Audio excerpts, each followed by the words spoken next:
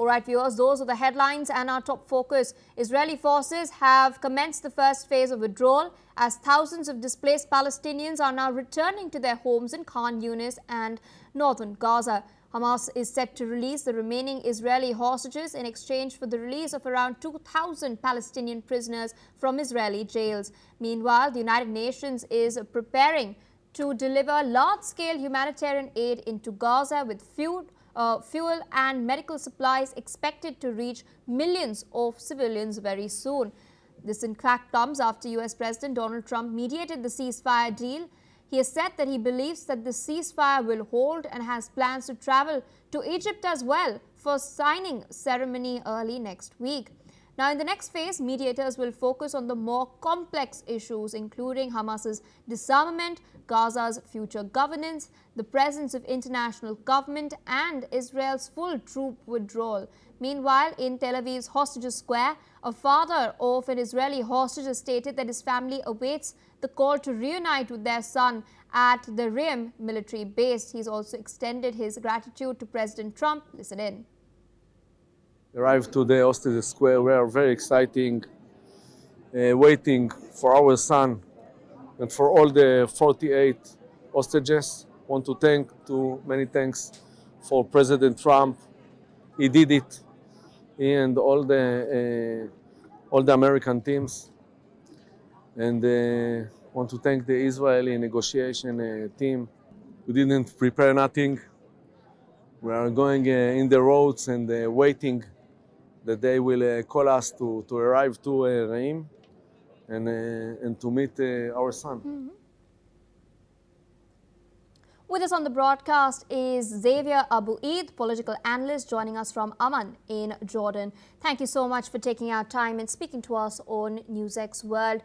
With this ceasefire now in place and the Israeli troops withdrawing, the hostages slated to be released very, very soon, there is a tone of cautious optimism that has now been struck amongst the people of both Gaza and Israel. The larger question now is, will it hold? And in your assessment, will it lead and at least pave the path towards lasting peace? Thank you for having me in your program. I think it's just about being cautious, not even optimistic. It is a very basic document that has been signed, and it's not a peace plan. It is the framework for a ceasefire agreement. Mm-hmm. If we are to look into the points that have been presented there, we don't have any basis for a lasting peace, because in order to have this, we need a plan to end Israeli occupation, which is not even mentioned in the plan. So eventually, what we have is a plan, all we know, that is going to exchange Israeli captives for Palestinian detainees, and that will allow for Israeli forces to withdraw to something like 50% of Gaza. That's the only thing that we have guaranteed so far, but nothing else for the future. Indeed, and speaking of the framework at large, we do know another round of negotiations is going to be taking place very, very soon. Hamas has so far remained mum on Donald Trump's demands for disarmament, as well as Trump's plan for appointing an international board of peace that he wants to head. In your assessment, could this then emerge as sticking points in the negotiations down the line? I think this goes way beyond Hamas. Hamas does not represent the Palestinian people. To impose a foreign government in Gaza is bad for all Palestinians, not just for Hamas. And I think if anyone is interested to have a solution, what we need to have is to reunite Gaza and the West Bank under Palestinian sovereignty, under a Palestinian leadership, and not trying formulas like Mr. Tony Blair, who has a very dark past in this region. So eventually, those kind of formulas are not there to be. Now, if we're talking about, for example, Hamas leaving the government, I think they have been very clear that they could do that. And by the way, they could have done that a month ago, actually even more than a year ago, if Israel would have been willing to do so through negotiations and not through a genocide. Indeed, and you've referred to the different factions that exist in Palestine itself. They have their own internal tussle. What's really needed to reconcile these factions to ensure that post-war reconstruction takes place properly? What we would expect is for President Mahmoud Abbas to lead a process of national dialogue that is going to bring Palestinians under the umbrella of the PLO, the Palestine Liberation Organization, which is a party that has signed on the peace agreements with Israel and that is recognized in the United Nations as a state by an impressive number of countries. Now, I also believe that we have to be very cautious because no matter how many agreements the PLO has signed with Israel, Israel has violated every single agreement of those. Israel has violated every single UN resolution regarding Palestine. So anything that deals with the future, it will depend a lot on the willingness that the guarantors and the third parties, but mainly the US, will have in order to invest political capital to push Israel into a solution and not to continue with the current status quo. Just today, 17 Palestinians were killed in Gaza so far, even though people are talking about a ceasefire. Indeed.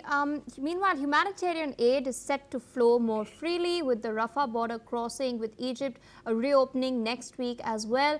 There are hundreds of aid trucks already queued to enter Gaza. We're also seeing a lot of displaced Palestinians finally heading back home, but their homes are not the same way as when they were forced to leave. They're now reduced to rubble. There's a lot of issue as far as access to medical facilities is concerned because hospitals have also been reduced to rubble. They've been completely destroyed. Schools have been destroyed as well. In your assessment, then what else is required? How long will this process take for the Palestinians to then return to how life used to be?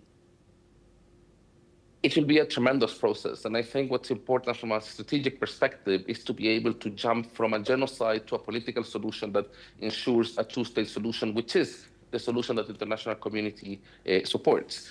Not to go from the situation we have now with Gaza in the rubble, with over 90% of Gaza destroyed. I mean, Israel could not argue that 90% of Gaza were Hamas or legitimate targets. Now, when you have this amount of destruction, the goal was very clear. It was to provoke an ethnic cleansing of Gaza, which was something that many Israeli ministers actually said on the record. What we have now is that Israeli option failed.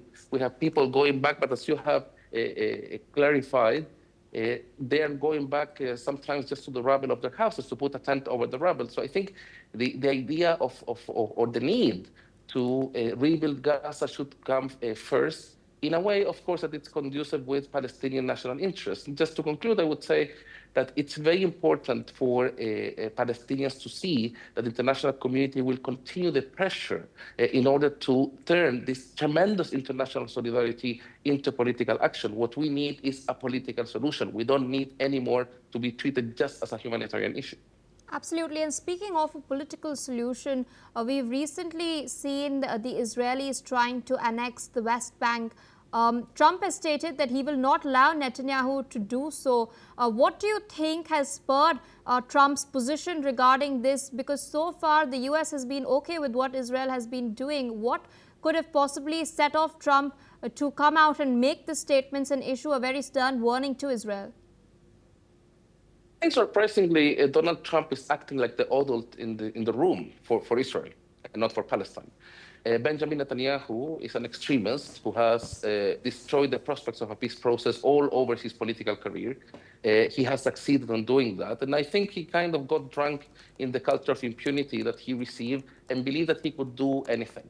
And I think President Donald Trump understands that. He has said this on the record, that Israel is entirely isolated from the rest of the international community, that they cannot continue doing so. And I think the turning point was the Israeli aggression against Qatar, which is a very close ally of the US. And I think it was that moment when the Trump administration decided to take further action. Further action, why? I think, to be honest, it's in the interest mainly of Israel not to be isolated from the rest of the international community. It's also in the interest of Palestinians not to be killed by hundreds on a daily basis. However, I would say that it's up to Israel to listen to their closest ally, the US, and understand that the times when Israel could do anything they wanted, I think, are over. And my last and final question, since you've referred to the past, stating that Israel has not honored its commitments, what lessons can then be drawn from the past, especially when it comes to the implementation of this peace framework? I think Israel-Palestine should be treated just like any other countries worldwide, and they should be held accountable and not being treated as any state above the law. And I think that's very important because when we get engaged historically in the Middle East peace process, usually the US and Israel push for not taking action in international forums, for example. Now, let's remember that Benjamin Netanyahu is wanted for war crimes and crimes against humanity by the ICC. How many countries are going to continue meeting with him, receiving him, legitimizing someone who could actually come out from the International Court of Justice, someone who led a genocide? We're talking about a huge crime that took place here. Genocide is the biggest of all crimes that could be committed, and therefore, I think what's needed now is to prioritize accountability, not to allow impunity to prevail, and for the third parties to be very clear with regards to consequences that will take place if the agreement is not implemented. All right, so with that, I would like to thank you for taking our time and speaking to us on NewsX World as we track these very crucial developments. With that, viewers, we shift our focus